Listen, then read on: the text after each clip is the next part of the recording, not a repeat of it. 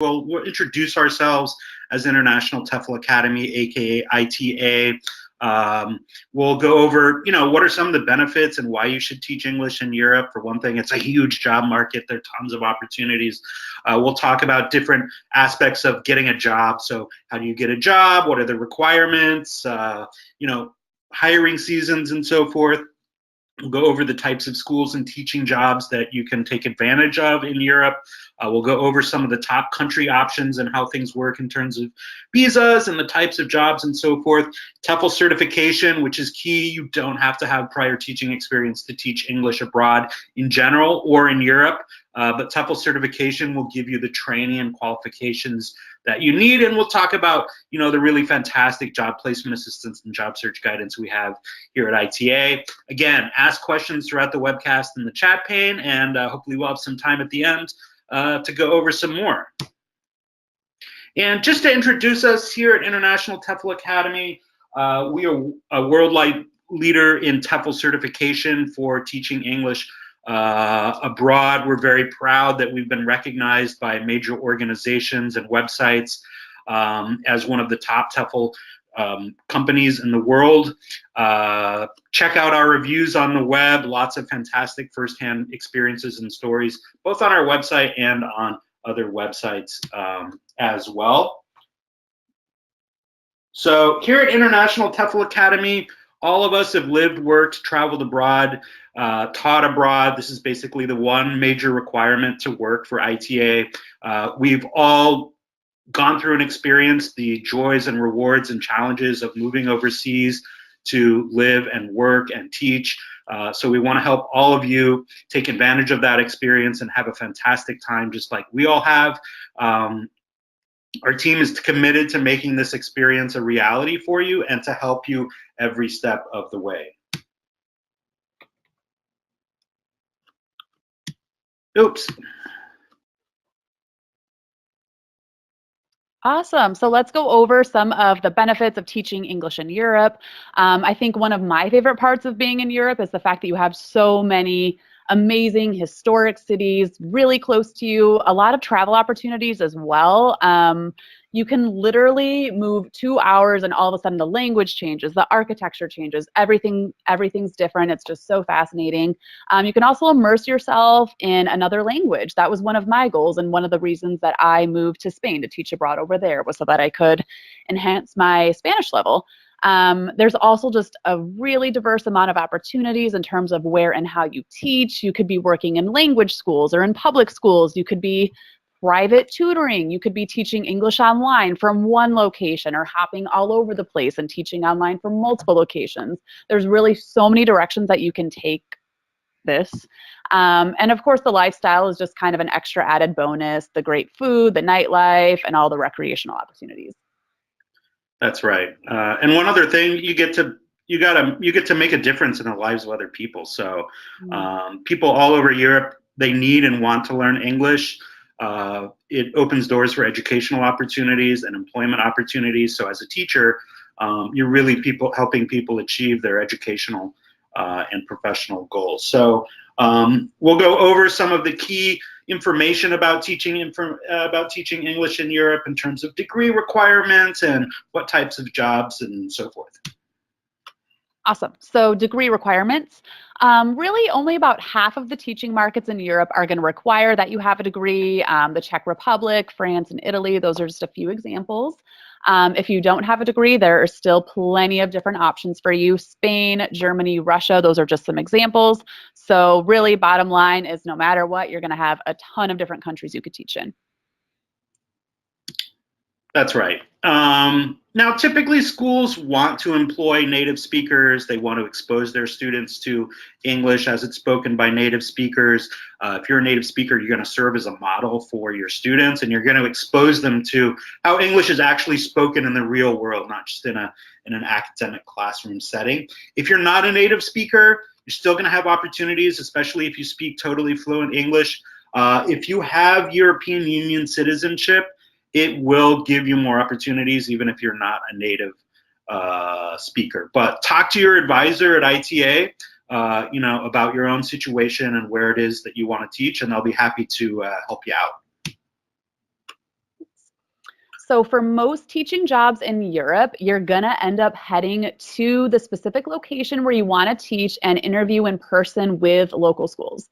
And I know that's something that can seem kind of daunting, like, what do you mean? I'm gonna show up to a country without having a job locked in? It's actually a very simple, fast-moving process, and you'll work with one of our job search advisors before you leave so that you can kind of strategize out that game plan, make sure it's gonna be successful. Typically, you can get a job locked in within a week or two of your arrival, so it does move really quickly. The benefit for you is that you get to see these schools in person. You get to walk through the hallways, see the neighborhood where it's located.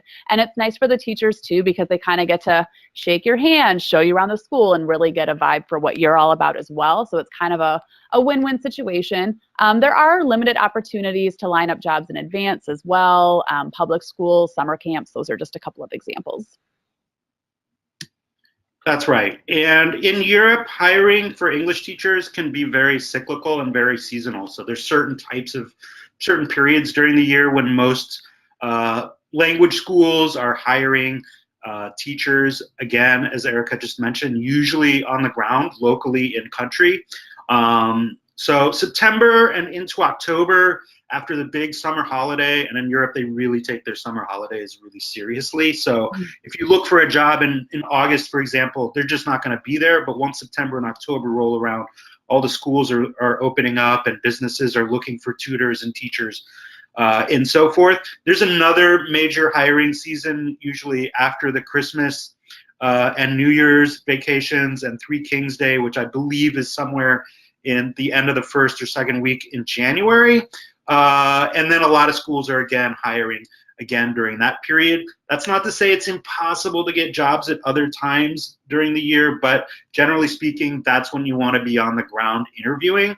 For major government programs, and we'll talk about these a little bit more a bit later on, but in France and Spain, their government recruits Americans to teach in public schools, high schools and grade schools, and applications for those programs are once a year, and typically during January for the program in France and April in Spain. So you want to be ready for those programs if you want to apply as far as having your TEFL certification ready and so forth.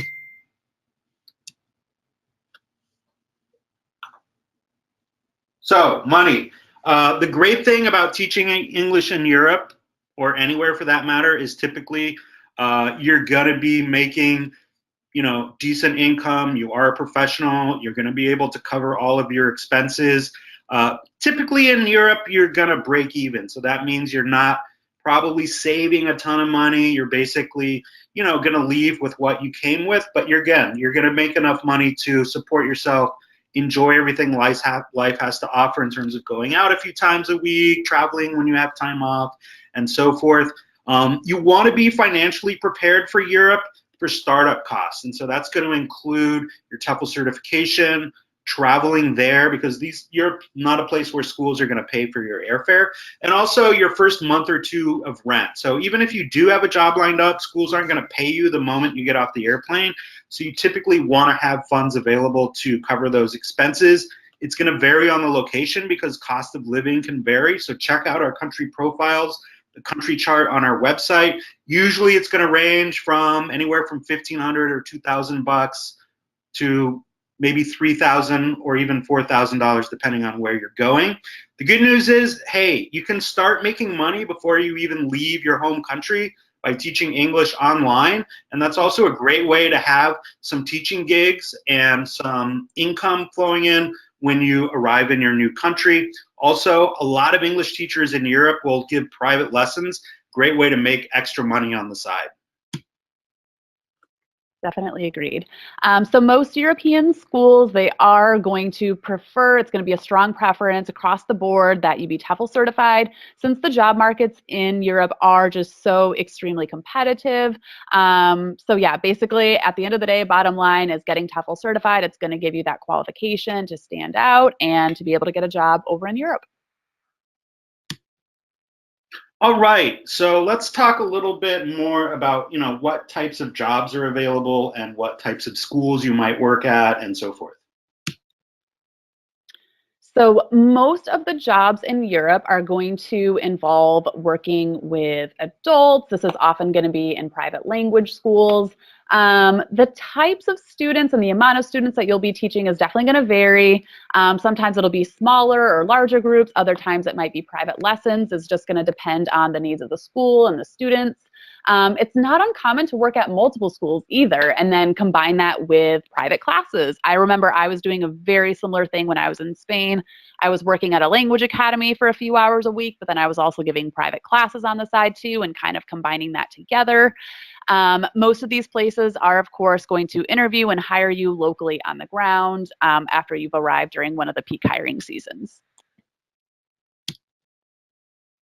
All right. Now, as we briefly touched on, there are also some government programs. So these are programs run by the governments in countries like Spain and France that recruit up to 2,000 or 3,000 foreign English teachers a year. And typically they're looking for native speakers from the US. They're looking for folks who have at least a basic level of being able to use the local language, so French or Spanish. These are different from a lot of jobs in Europe in that you apply and interview in advance. It's kind of like applying to college or something. Very often there's some essays involved. There may be an interview. You know, each program is going to be different. They are pretty competitive. Also, you don't necessarily get to choose your location. You may be able to submit a preference, but that doesn't necessarily that you're going to get a job teaching in, let's say, the heart of Paris. The good news is, hey, getting out of the big cities and going somewhere that you didn't expect is a great way to really immerse yourself in the local culture and the local language. Pay is definitely lower than in the private sector, but a lot of English teachers in these programs do teach on the side, even if it's not always technically allowed. Also, you will get a visa and limited benefits provided. And as I mentioned, language skills may be required. Again, you need to apply for these programs, and it's once a year, so be prepared for those application dates. Talk to your advisor about how these programs work if you are interested. Awesome. So the famous topic of private tutoring, which is a common source of side income. What's interesting with private tutoring is in a lot of cases, you can actually make more money doing that than you would working for a language school. I am actually living proof of that. I found that the income that I was making through private tutoring was just growing exponentially. The thing in Europe too is that word of mouth is a really huge deal. One student that you're teaching is going to have a friend who also wants classes, and then that friend's going to have a friend, and before you know it, you've overbooked your schedule. So then you're consolidating and bringing friends' classes together and charging them each a little bit less, but you're making more overall. So over time, it definitely takes some time to get your schedule built up to that. You can actually start making some pretty good money for yourself. You just got to be patient, kind of work the pipeline a little bit and do the networking and all that good stuff, but it works out really well. Yeah, so, all right. Before we get to teaching English online, I just wanted to ask Danielle what sort of job she was working when she was teaching English in Italy. Were you working in private language schools? Were you tutoring? What sort of jobs were you working in Rome? Hey guys, yeah, that's a great question. And it's a lot like Erica said, it's really piecing things together. It's pretty rare that you're just going to work at one school. So I worked at a private school, and then it's really also normal for them to have contracts with public schools in the local area. And then they'll send you there to elementary schools, middle schools, high schools to do like after school lessons. So that's definitely really common to do in Italy. And then just like Erica said, private tutoring. I needed like a separate email address for how many people were reaching out to me to get private lessons. And I was making like 3 times what I was making in the school. So for the 3 years that I was in Italy, I worked at a school 1 year, a school and private tutored the 2nd year, and I only private tutored the 3rd year because I was making that much more money, traveling a lot more, and just had more control of my own schedule. So definitely recommend that. Yeah, and when you're an ITA student and you take one of our TEFL classes, you're going to get all sorts of job placement assistance and job search guidance to help you figure out how to line up students, how to line up jobs, list of all the best websites to post on, and all the inside strategies and scoops and so forth. So it's not as daunting as you might initially think.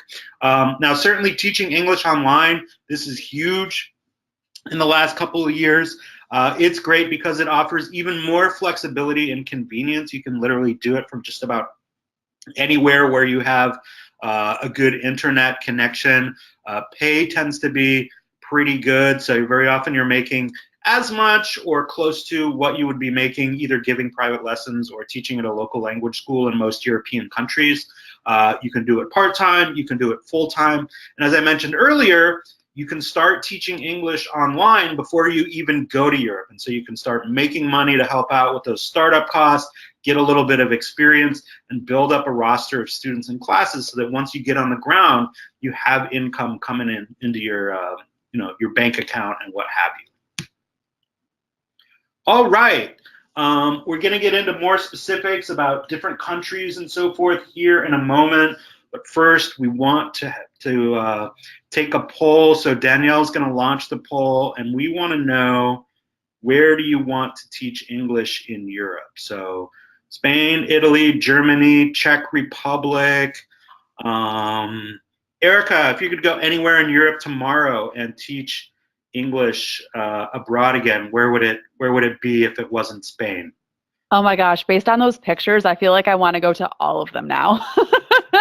I do have to say, though, I've heard so many wonderful things about the Czech Republic. Suddenly, everyone that I've been chatting with about traveling through Europe, everyone's got a story about Prague, and I think that has recently been really inspiring me. What about you, Danielle? Same, guys. If you have not considered the Czech Republic, definitely put that as like a #1 place to consider. It is my favorite European city. It is smack dab in the middle of Europe, so it makes traveling super easy. Beer's cheaper than water. Like, it's got a lot of good quality. So that would definitely be where I'd go to. Yeah, and it's interesting because Prague is one of the few cities in Europe that was not destroyed during the Second World War. So its architectural heritage is completely intact. So if you love castles and medieval architecture and so forth, it's even better than most other European countries. So let's see what the results are. 100% agree with you there, JB. So anyway, it looks like Spain and Italy are the first and second choices. About 30% of you want to go to Spain, about a quarter of you in Italy, Germany, Czech Republic, and other after. So definitely some top markets. Let's learn about them. All right, let's do it. Awesome. So there are literally dozens of countries with really good job markets for teaching English in Europe. So what we're going to do is we are going to go through the most popular and common options. That's right. And we have country profiles for more than 20 countries in Europe, and your advisor will be able to give you a lot of great information as well. So if we don't cover your country now, we still have more information that you can check out on the website and so forth. Awesome. So speaking of the Czech Republic, it is an amazing teaching market. Prague is just really one of the most beautiful cities in Europe. It's full of castles and history and amazing architecture. And then, like we were mentioning earlier, it's right in the smack dab center of Europe. So it's awesome if you want to travel to other countries, you can easily mosey around. Lower cost of living too than other neighboring countries, so it's very affordable in that sense. A bachelor's degree is required for this specific country. The travel opportunities really are so endless, even if you're going within country too. Like public transportation in general in Europe, it really does put the transportation in the US to shame. It's just like a whole nother level. I was completely blown away. And then, like we were mentioning earlier, beer is indeed cheaper than water in the Czech Republic, so kind of a fun fact. Definitely a good fact. And all right, next on to France, where sometimes wine is cheaper than water. But, here's the thing about France. It's not and we're going to be straight shooters with you, it's not the easiest market for Americans to work in namely because of visa matters. Most people who get jobs in the EU in France do so because either they have EU citizenship or they do so through the government program, which is known as the TEFL program, which is the government program for teaching English in France. So again, if you're interested in France, check out the TEFL program. We have some great articles on our website. There are some other options, and we do have a great class in Toulouse in France. So definitely check that out if this is a country you're interested in. It's obviously great if you love French. And again, there's no teaching under the table. So if you can't get a visa, schools are not likely to hire you the way that they would in some other countries. In Italy, of course, completely known for the food. I'm sure Danielle can definitely attest to that after 3 years in Rome. So over here, most Americans will be working at private language schools or maybe working as private tutors or a combination of the two. You can definitely expect to interview locally in person, so get hired on the ground, and you're most likely going to be working under the table here on a tourist visa, especially if you're an American. That's a very common scenario. The main job markets, you're going to find that the most opportunity is within Rome, Milan, and then other big cities nearby as well. Florence is a really popular one, so definitely a little bit more competitive. So that's one that would require a little bit more networking. But all really just wonderful places you can travel to and from cities to within. So wherever you're teaching in Italy, you can see the other cities in there too. Yeah, so I have a quick question for Danielle. Danielle, when you were teaching English in Rome and in Italy, did you have a work visa or a student visa, or were you basically just teaching under the table off the books on a tourist visa? Yeah, guys, I know how kind of scary that sounds, but the tourist visa thing is really the norm. Schools are they're not going to sponsor a work visa. It's just not going to happen. For as much as I tried asking schools, I tried offering to pay for it. It's just not going to happen. So I was on the tourist visa. I was there for 3 years and I had absolutely no issues. I got paid on time. I was treated well. So if you don't feel comfortable with that, there's a student visa option, and that's great too. So either way, that's going to be your 2 options for Italy. I'm more than happy to answer any questions too. All right. So Germany, Germany is a huge country. It's right in the heart of Europe. So it's definitely got a lot of demand, even though a lot of Germans, especially younger Germans, are learning English in school and so forth. One thing about Germany compared to say Spain and Italy is that you can get a work visa or work permit. It involves a little bit of paperwork, and sometimes you have to navigate a little bit of bureaucracy. But we have loads of ITA graduates who go to Germany, and they're able to, figure it out. And again, we have a lot of resources and guidance to help you navigate that, that aspect of your experience. A word to the wise: don't limit yourself to Berlin per se. A lot of Americans, they think Munich, Berlin, and that they often don't know about a lot of the other cities in Germany. So do a lot of research. Look up a place like Dresden, absolutely beautiful, off the beaten path a little bit. And very often you'll find great opportunities in cities like that. And Spain. So just as our survey showed, definitely one of the most popular countries, a hot destination. And it's easy to understand why. It was a place too where I lived for 4 years and absolutely loved the experience.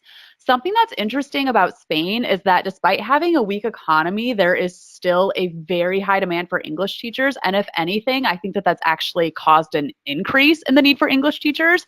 I found that as being a native English speaker over there, I almost had a little bit of an advantage because a lot of people wanted to move to other countries where there were more jobs. And I was kind of their ticket out by helping them get better at English, so that they could move to these different locations. Just a few highlights about Spain. We do have a student visa program in Madrid and in Barcelona if you would rather be on a student visa as opposed to a tourist visa. Obviously, the tapas are amazing and I can't brag about them enough.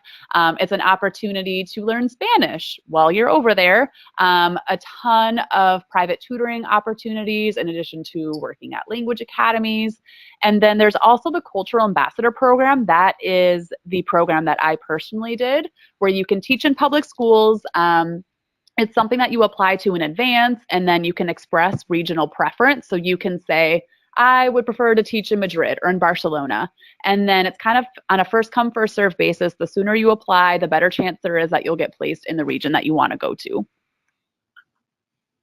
All right. So Poland, this is kind of the wild card of the bunch. It's not as popular as some of these other countries, but I think it's worth a mention. And you could also say this for Russia because they're big countries with a lot of demand. So there are, more jobs in these places, and the job markets are not as competitive because they're not as popular. I don't think people wake up in the morning thinking, I want to live in Poland the way that they do with, say, Spain and Italy, even though it does offer some great European, classic European experience, historic cities, great music and architecture and nightlife and all of that. Also, it's a place where there are more opportunities to get jobs in advance. And generally, the rule of thumb in Europe is that other than the government programs in France and Spain, the farther east you go, the more likely it is that you'll be able to line up jobs in advance. So Poland, Russia, and so forth, if you're looking to, sort of move beyond those really popular Western European countries. So you definitely don't have to have a teaching degree or prior teaching experience in order to get TEFL certified to teach English abroad. But in an accredited TEFL certification that meets international standards, it's definitely going to provide you with the training and qualifications that you need in order to get hired in all of these different countries. So what we're going to do now is we're going to go over your options for TEFL certification. All right, and definitely the most popular offering that we have at International TEFL Academy is our 170-hour part-time online TEFL class. This class is specifically designed to accommodate people who are working or going to school full-time. It's 11 weeks, so it's basically the equivalent of a 4-week in-person TEFL class, except it's, again, part-time. It's accredited at a level 5, which is the same level as all of the top-level in-person TEFL classes, including CELTA classes, if you've heard of those. This is a very interactive class. It operates on a schedule. You have assignments due each week. You're in a class with 20 other students. You're working with a highly qualified university-level professor who has at least a master's and very often a PhD in linguistics or teaching English as a foreign language. And it does incorporate a practicum. So you will need to spend some time in an actual classroom environment working with actual ESL students as part of your training. So even though it's an online class, you are going to get that hands-on experience as part of your course, which is key. Again, this is our most popular offering in part because it's most cost-effective. So tuition is typically $13.95 compared to most in-person classes, which are typically anywhere from $1,600 to $2,000 per class, and that doesn't include travel, accommodations, and so forth. So you're typically saving at least $500 to $700 on tuition alone with the in-person class, and that's just a huge factor for most people. And again, it is designed to accommodate those of you who are working or going to school full-time. So if you want to continue to generate income for yourself while you're getting certified, or let's say you're in school and you want to knock out your certification before you graduate and go abroad, the online class is definitely going to be your option. One last thing to note, there is a $100 discount if you enroll by the end of the month. So if you're looking to get started, talk to your advisor, download the ebook guide to this class, and definitely check it out.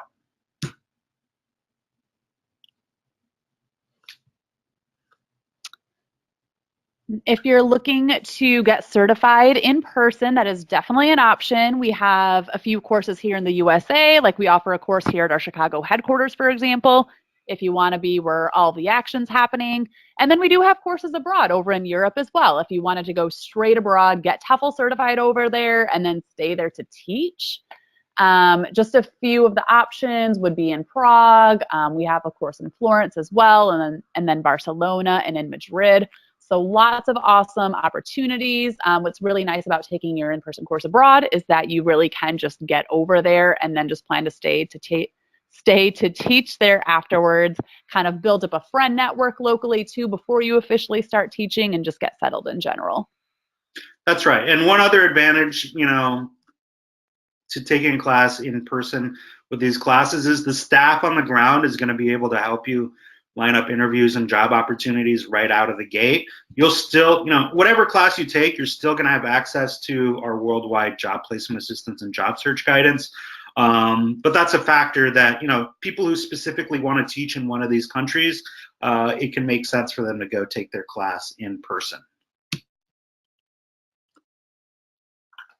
All right, so getting TEFL certified is definitely key. It provides you with the training, with the skills, with the qualification you need to get hired.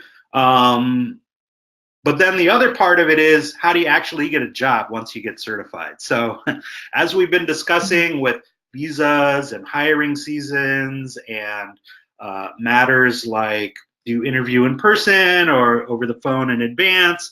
Figuring all this out can be quite daunting. In fact, we get at least a dozen calls a day from people who get certified from other TEFL schools looking for help because they're not provided with the assistance and resources they need to actually get a job. And this is especially the case in Europe, where things can be a little bit more, can vary more than in, let's say, Asia. So we have some terrific resources and a terrific team to help our students with this aspect of getting hired to teach English in Europe. Yeah, and just like you were mentioning, John, like getting TEFL certified, that is just one piece of the puzzle. The other piece of the puzzle is actually putting the certification to use, getting abroad, and understandably so, most of our students have no prior experience creating a cover letter or a resume that would look appropriate for specific countries, or figuring out how to apply for visas. So that is really where we step in and help you out with that. So we have a team of job search advisors. They're here to help you out with coming up with a successful game plan. They can help you out with your resume and your cover letter. We have templates. They'll review it for you so that it's looking spick and span. And then you'll actually get to work with someone one-on-one through the entire game plan. They've also got different webinars and trainings and workshops that they host throughout the entirety of your course, and it's also things that you have access to even after the course is done. So this is job search guidance that's good for life. It's never going to go away. And we do have a ton of connections and just experience with top recruiters across the region. We also have a gigantic alumni network too that you can use in conjunction with our job search advisors, which is really, really handy. And it's nice to have this service that isn't ever going to expire, because let's face it, once you've gone to one country, you can often get very, very addicted. And all of a sudden, your list of countries that you'd like to live in grows from 2 or 3 different places to like 7 or 8. So if you want to hit up multiple countries, country hop, then we are here to help you as many times and as many destinations as you want to go to. That's right. I mean, we have some alumni who have taught in 5 different countries and they're still going, or some people who are teaching English online and basically house sitting their way across Europe. So there are all kinds of ways that you can teach and support yourself and live a fantastic experience in Europe. As Erica mentioned, we have a fantastic alumni network. I think this is, you know, one thing that we really set ourselves apart from a lot of other organizations.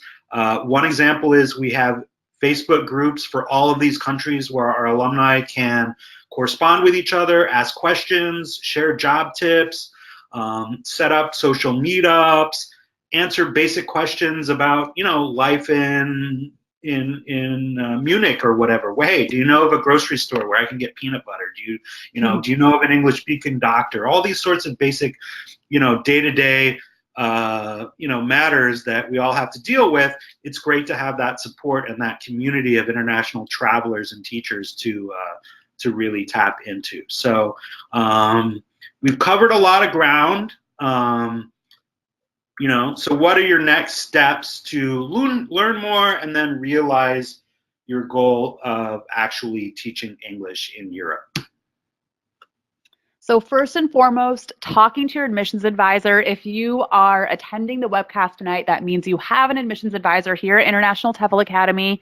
They're the person who sent you the email inviting you to this specific webcast. So reach out to them. They can walk you through any specific questions you have about countries in Europe that you want to teach in. They can advise you on our TEFL courses and which one would be the best fit for you. So that's really step number one. And then after that, get TEFL certified. TEFL certification, that is the first checklist item in your game plan for getting abroad. If you're wanting to get to Europe for their next coming peak hiring season in September, we are just over 6 months away from that. So now's a good time to get started and get that checklist item number one crossed off the list. And then after that, you get to experience the world as a paid English teacher in Europe, and our job search advisors are going to help you pull that plan together. That's right. You get paid to live overseas. You really can't do it. And I think we really want to highlight one thing is planning in advance. It happens faster than you think. And as we mentioned, you need to be prepared financially. You need to understand how things work in terms of interviews and hiring seasons and so forth. So read as much as you can. We have tons of resources on our website. We have great country profiles, articles, hundreds and hundreds of videos, and interviews with ITA alumni. Hey, my advice would be if you want to be ready to teach English in Europe in that big September hiring season, get certified in the spring, teach English online over the summer, start making and saving some money, and you'll be ready to hit the ground running in once the fall and the big hiring seasons roll around. So we're going to take some questions here in a moment, but first we want to know how we did on this webcast. How can we improve it? What other webcasts are you interested in seeing us do in the future? So you should be getting an email after the webcast with a link for this survey. Check it out. It'll take you a minute and a half to fill out. I believe Danielle also has a link that she can paste into the chat. So, let us know. We'd love to hear, what you think about today's webcast.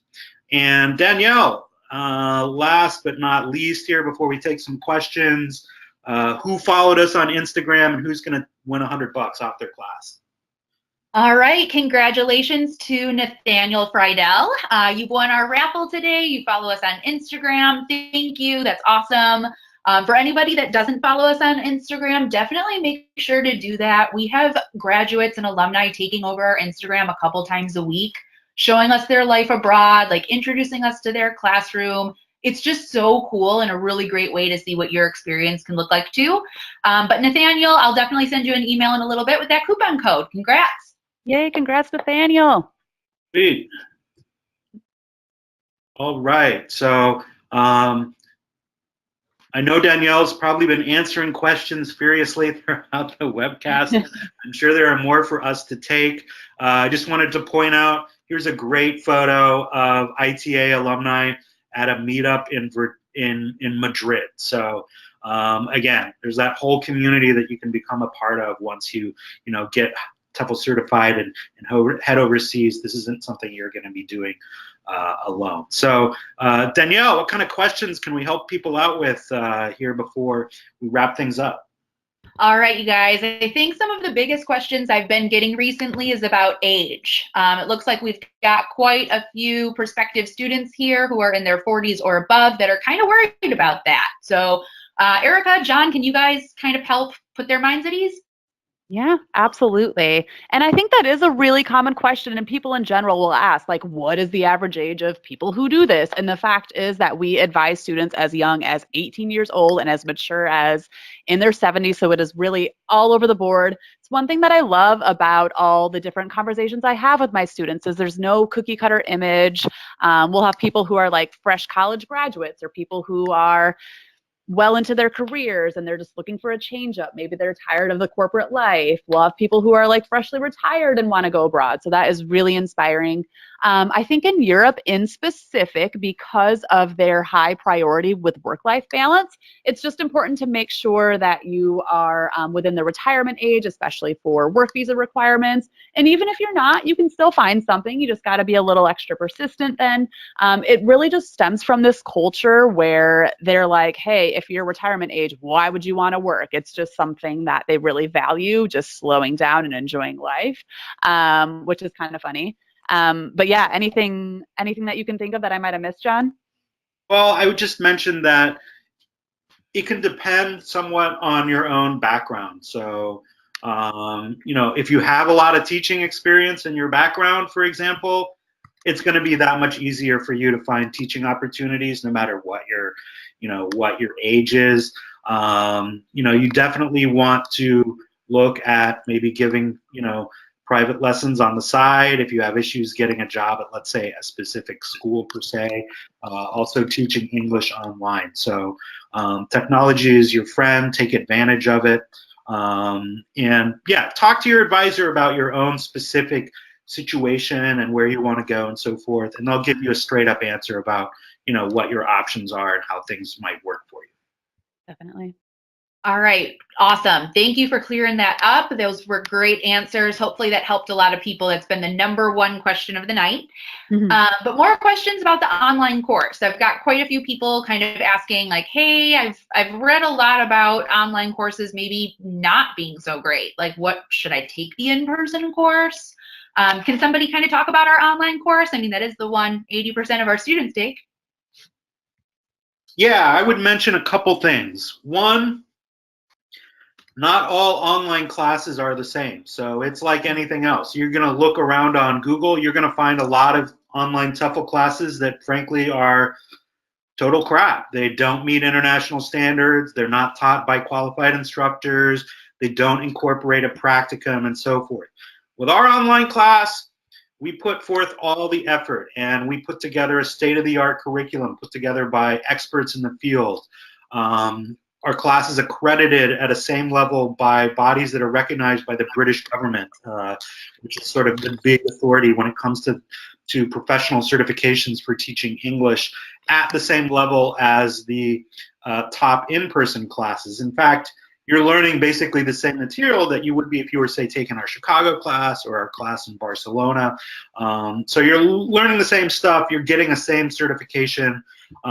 So for us and our graduates, it's not an issue typically. And if you go to our website and look at the alumni Q&As and interviews, you'll see all these people, they're countless, who have taken the online class and have been able to get great jobs teaching anywhere and everywhere, not just in Europe, but all over the world. Yeah, I think you said that really well. I think there's so many online courses out there too where you just get thrown into this automated environment. It's like you and 200 other students and there's no professor leading it or anything, and you kind of just feel like a number, and maybe you ask a question and it takes a few business days to get a response back and it just doesn't feel very personalized. Where I think that's something that's really unique about our online course is having a professor who's actually going to know your name and be available for office hours and host live lectures, and just getting to benefit from that interactive experience. Awesome. Definitely, guys. We've still got some more time for questions. I've got a really, really good one here from another Erica. She's actually asking us what some of the challenges are that we came across when we were going abroad. So I think that that's kind of a cool one. Erica, you taught in Spain. Lots of challenges, probably. You want to maybe talk about some of those? Yeah, absolutely. I think the biggest one would be being financially prepared. So my thing is I was so jazzed up about the idea of getting abroad that I kind of forgot about the bigger picture of like, oh, it costs money to actually move to a country and pay your first month's rent. And a lot of the salaries over there are going to be paid on a monthly basis, but it's not like you're going to start working from day one, like you're going to be settling in for that first week or two. So I showed up with probably like $500 or $600, and that was quite the adventure. It covered my first month's rent and a little bit more, but I was definitely doing a lot of private tutoring at the beginning there just to get myself comfortable until I had my first paycheck in hand. So I think the biggest thing is like paying attention to those startup costs that we have indicated on our country chart. That is essentially the amount of money that we recommend our alumni to go abroad with. So if you guys haven't seen our country chart yet, definitely reach out to your advisor to have them send it over to you. You probably already received it in that first email that they sent over, and it breaks down the startup costs really, really well so that you can do that financial planning and not be unprepared like me. Awesome. That's a really great answer. And I'm going to kind of answer that one too. I'd say the challenges are really just, I think a lot of people really want that guarantee of that job in advance. So I think the big challenge is just kind of knowing that this is the norm in this part of the world. To go to the country, apply for jobs on the ground, this is normal. I know it sounds kind of crazy. I really do. I felt the same way, but I always tell this story. So if my students are here, you've probably heard me tell you this on the phone. I got to Italy on October 6th, and I was in the classroom teaching and being paid on October 16th. It really does happen that fast as long as you're going during the hiring seasons. So I think that just the challenge of kind of wanting that guarantee before you leave, just knowing that as long as you're working with your advisor and you're going at the right time of the year, you'll get the job.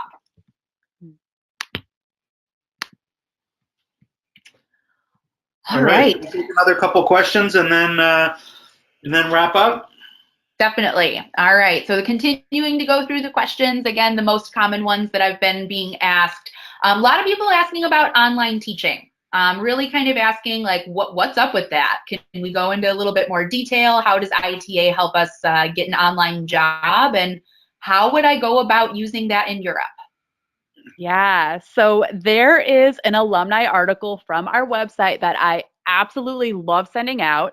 It's about one of our graduates who is house sitting her way through Europe while teaching English online. So she's literally just staying in people's apartments and like feeding their dog, watering their plants, whatever the family needs, and staying there for free. And then in the meantime, she's teaching English online as her source of income. And she's just hopping all over the place. And that is an article that I read, and I was like, man, why didn't I adopt that lifestyle when I was abroad? That sounds amazing. So I think a big attract with teaching English online is that you're not pinned down to one specific location. You can really mosey around and be wherever you want to be. It's also really flexible too. A lot of online employers, you get to kind of have full control over your schedule and the hours that you're working. The other benefit with it too is that you can start teaching online before you leave. So maybe in the month or two before you depart, you kind of get a schedule going and get a few classes booked so that you know what streaming income you're making and you can plan a little bit better budget-wise for when you go abroad. We do have an amazing article on our website about how International TEFL Academy, how our job search advisors help people find jobs teaching English online. We have an online school finder. It lists like 100+ online schools based in places all over the world, and that's something that we share with you. In addition to our advisors actually being able to walk you through a plan, work with you one-on-one on how to apply for jobs and what employers sound like a good fit for you. We also have an online teaching Facebook group that just so happens to be our fastest growing Facebook group. There's like 1,800 members in it right now. And there is constant daily conversation going on where our alumni are chatting exactly about this topic of teaching online and sharing their thoughts. Yeah, that's right. And it's worth noting that a lot of the students that you may be teaching English online, they're not necessarily in Europe. A lot of them are going to be in Asia. And what that means is you can find teaching opportunities at any time of the day. So if you're the kind of person who likes to wake up really early at, 5 or 6 in the morning, hey, you can schedule some lessons for those hours. If you like to work later at night, you can probably find lessons at those hours. It's not necessarily dictated by the time zone that you're necessarily living in or working in for sort of your full-time gig. We have a Teaching English Online corner on our website, which has links to dozens of articles and videos and alumni experiences and so forth. So reach out to your advisor and say, hey, I want the link to the online corner, and you'll get access to all sorts of information, including a downloadable chart for, again, dozens, if not hundreds of employers. That is another great resource. Awesome, definitely. And last question, I'm gonna actually take this one myself because a big question is about this tourist visa in Spain and Italy. Lots of questions coming in about what does this mean? What happens when I leave? What is, what could possibly happen to me? And these are all great questions. So like John said, we always want to be really upfront and transparent with you guys. This is going to sound a little bit scary, but the absolute worst thing that could ever happen to you would be that you would not be able to return to Europe for 5 years. And we've never heard of this happening. We have a school in Barcelona. We have partner schools in Madrid and Rome and in Italy and Spain. We've never heard of this happening. Spain is our #3 teaching market. We have hundreds of teachers in Spain and Italy teaching on these tourist visas. I did it too. I was there for 3 years. Again, it has to be something that you yourself feel comfortable with. It's just the common practice. I didn't have any problems applying for jobs. Sometimes schools would be like, hey, you know what? You don't have the legal right to work here. We're not interested. Of course, but for every school that said that, 5 more offered me the job and were asking me if I could start tomorrow. So you're gonna get a mixed reaction from employers, but the jobs are there and it's just common practice. So just make sure to talk with your advisor about it. We have a lot of staff that's taught in Europe. Again, I'm here too. So if you want to learn more about this, or it's something that you just don't feel comfortable with, just know that there's a student visa option, but just make sure to talk to your advisor. We're here to help. We know it's a concern, so just talk to us. All right, great. Well, thanks for sharing your experiences with that. I know a lot of people have questions and concerns, and like you said, that's just the way it works in places like Italy and Spain. And if you don't want to work under the table, you're going to have your other options. So again, just talk to your advisor and do research. We always recommend keep an open mind, look at different options, consider countries that you may not have thought of before, because the more places you're willing to consider, the more places you're willing to resource, the more jobs that you're willing to apply for, you're just going to have that many more choices in the end. So keep an open mind, do a lot of research, talk to your advisor, and you'll be in great shape. And I just want to thank everybody for attending. We really appreciate it. I want to thank Erica and Danielle for sharing all of their insights and experiences. And once again, talk to your advisor, stay in touch. We're looking forward to helping you out. And have a great evening, everybody, or great day, whatever it may be. Thanks, everyone. Thanks.